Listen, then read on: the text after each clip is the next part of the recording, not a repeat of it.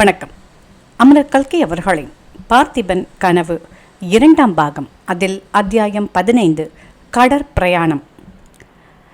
இளவரசன் விக்ரமனை ஏற்றிக்கொண்டு கிளம்பிய கப்பல் சீக்கிரத்திலேயே வேகம் அடைந்து கிழக்கு நோக்கி செல்லத் தொடங்கியது. சிறிது நேரத்துக்கெல்லாம் மாமல்லபுர காட்சிகளையும் கோவில் கோபுரங்களையும் மரங்களின் உச்சிகளும் மறைந்துவிட்டன. கரை ஓரத்தில் வெண்மையான நுரைகளுடனும் இரைச்சல்களுடனும் எழுந்து விழுந்து கொண்டிருந்த சிற்றலைகள் இப்போது காணப்படவில்லை. கடல் நீர் தூய நீல நிறமாயிருந்தது. அந்த நீல நிற பரப்பிலே பெரும் பள்ளங்களும் மேடுகளும் பெருமூச்சு விட்டுக்கொண்டு மேலே எழும்பியும் கீழே விழுந்தும் அவதிப்பட்டு கொண்டிருந்தன. அதே சமயத்தில் துயரம் நிறைந்த ஹோ என்ற இடைவிடாத புலம்பல் ஒலியும் கேட்டுக்கொண்டிருந்தது. இவ்விதம் விக்ரமன் வெளியே கண்ட காட்சியானது அவனுடைய உள்ளத்தின் நிலைமையை பிரதிபலிப்பதாயிருந்தது. கடலின் ஆழத்தில் குடிக்கொண்டிருக்கும் எல்லையற்ற மோன அமைதியைப் போல அவனுடைய இருதயத்தின் அடிவாரத்திலும் விவரிக்கவொண்ணாத பரிபூர்ண சாந்தி நிலவிற்று. அதே சமயத்தில் அவனுடைய உள்ளத்தின் மேற்பரப்பில் என்னவெல்லாமோ எண்ணங்கள் அலை அலையாக எழுந்து கொந்தளிப்பை உண்டாக்கின. பார்த்திப மகாராஜா சோழ நாட்டின் மேன்மையை குறித்து தாம் கண்ட கனவுகளை பற்றி சொன்னதெல்லாம் ஒவ்வொன்றாக ஞாபகம் வந்தன. கடற்பிரயாணம் செய்ய வேண்டும் என்று இளம் பிராயத்திலிருந்து அவனுடைய மனத்தில் குடிக்கொண்டிருந்த ஆசையும் நினைவுக்கு வந்தது.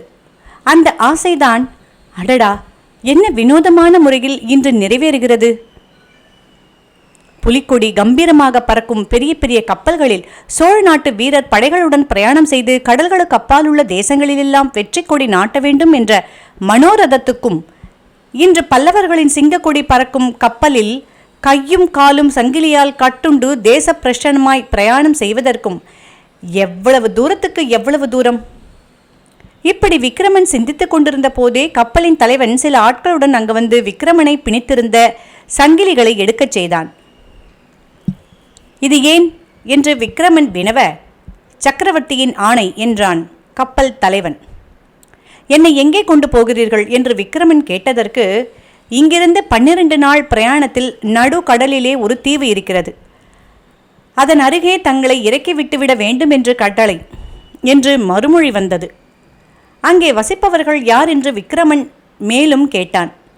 அதெல்லாம் எங்களுக்கு ஒன்றும் தெரியாது. தீவுக்கு போய் சேரும் வரையில் இந்த கப்பலுக்குள்ளே தாங்கள் சுயேச்சையாக எங்கு வேண்டுமானாலும் போகலாம். ஆனால் தப்பி செல்வதற்கு மட்டும் பிரயத்தனம் செய்யக்கூடாது. செய்தால் மறுபடியும் தலையிடும்படி நேரும் என்றான் கப்பல் தலைவன். விக்ரமன் கப்பலுக்குள்ளே அங்குமிங்கும் சிறிது நேரம் அலைந்தான்.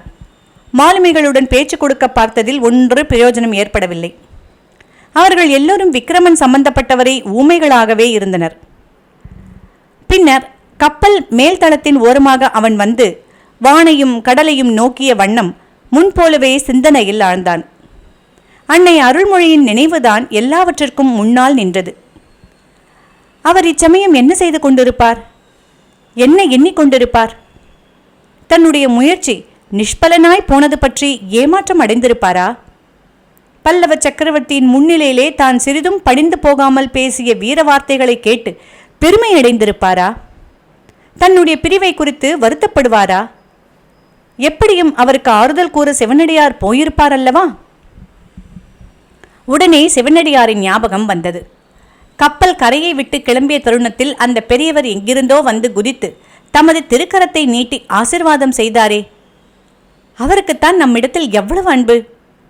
சிவனடியாரை பற்றி நினைக்கும் போதே மற்றொரு உருவம் விக்ரமனுடைய மனக்கண் முன்னால் தோன்றியது. அது ஒரு பெண்ணின் உருவம். முதல் நாள் காஞ்சிபுரத்து வீதியில் பார்த்த அந்த பெண் மறுநாள் மாமல்லபுரத்து கடற்கரைக்கு எப்படி வந்தாள்? அவள் யாராக இருக்கும்? ஆஹா, அவளுடைய கண்கள் தான் எவ்வளவு நீண்டு படர்ந்திருந்தன. அந்த கண்களிலே கண்ணீர் துளித்து நின்ற காரணம் என்ன? தன்னிடத்தில் உள்ள இரக்கத்தினாலா? முன்பின் தெரியாத அந்த பெண்ணுக்கு தன்மேல் இரக்கம் உண்டாவானேன்?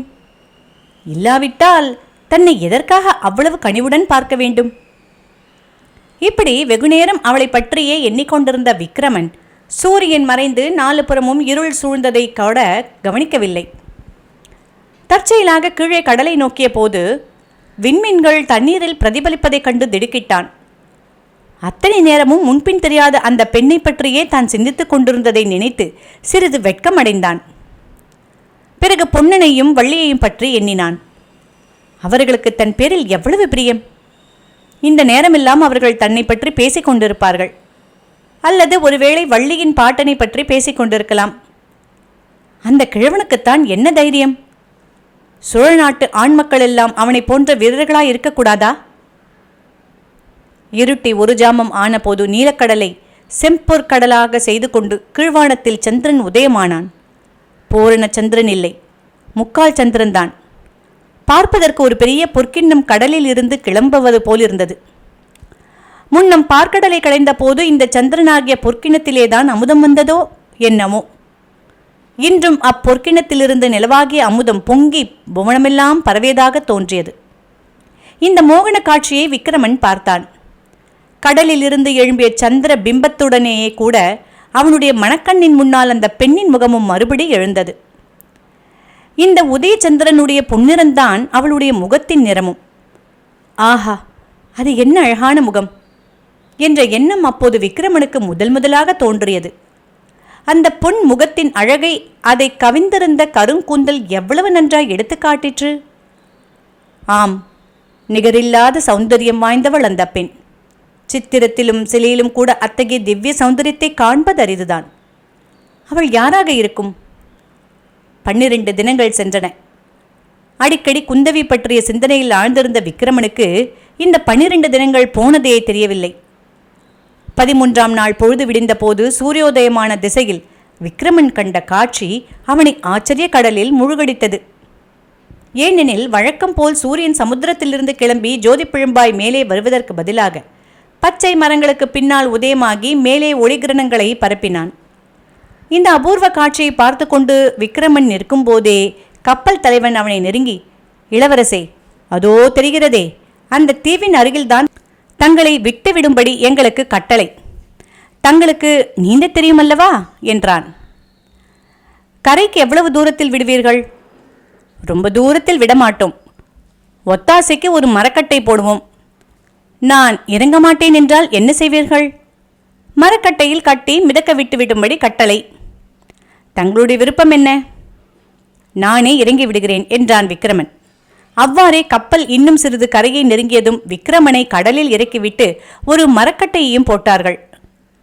விக்கிரமன் அதை பிடித்துக்கொண்டு அதிக நேரம் நீந்தியும் சிறிது நேரம் அதன் மேல் உட்கார்ந்து மிதந்தும் கரையை நோக்கி சென்றான். கரையை நெருங்க நெருங்க தூரத்தில் இருந்து கப்பலிலிருந்து பார்த்தபோது எறும்பு கூட்டம் மாதிரி காணப்பட்டது உண்மையில் மனிதர்கள் கூட்டமே என்று தெரிய வந்தது.